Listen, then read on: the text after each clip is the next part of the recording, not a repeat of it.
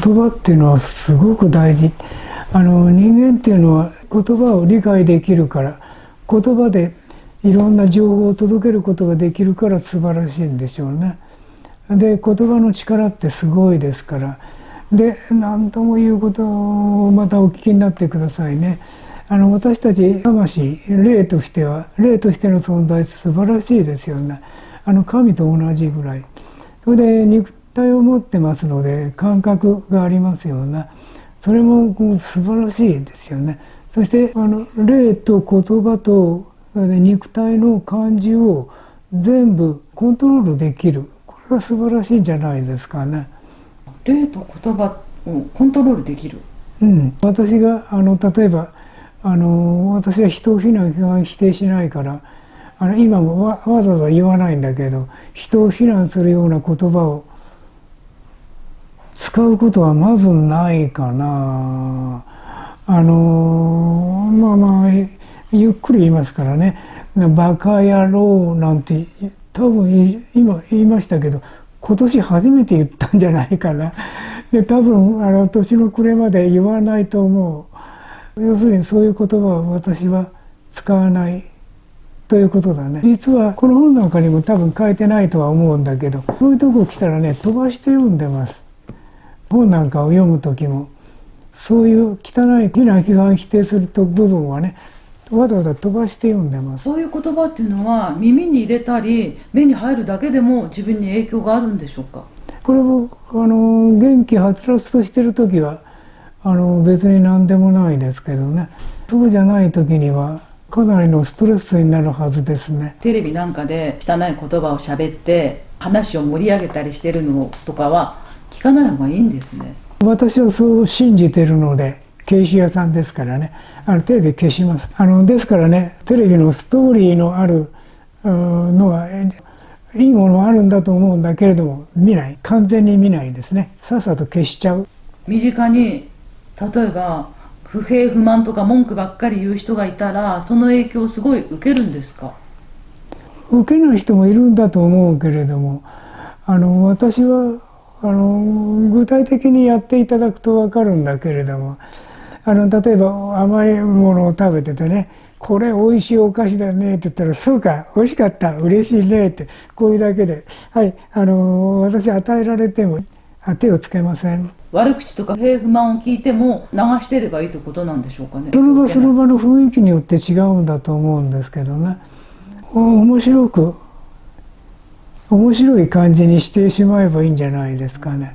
それか、そういう人たちとはもう付き合いとか交際をやめてしまうっていう。そんなこともないとは思うんだけれども、多分ね、私がそういう話に乗らないので、私の前では皆さん言わないんじゃないかな。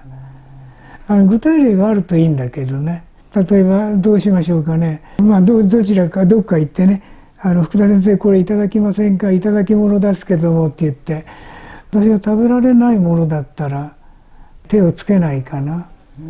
それからちょっといただけるようだったら、ちょっとお皿かなんかにちょっと入れて、その分は食べるけどそれ以上のものは食べないかな。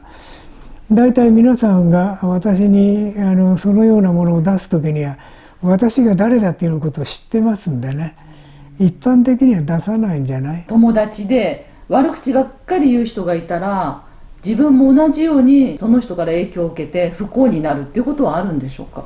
皆さんそういう話によく乗ると思うんだけれども、私はうまく逃げて乗らないようにしてますね。ほとんどの人が一緒に悪口言ってしまうと思うんですけれど、はい、そしたらやっぱり運勢が悪くなるということですね。そういう選択をしたということになるので、その悪口を言わなきゃいけないような人ばっかりが集まるんじゃない？私の周りには悪口を言わなきゃいけない人がいっぱい集まってるんでね、前世で私がいっぱい悪口言ってたんじゃない？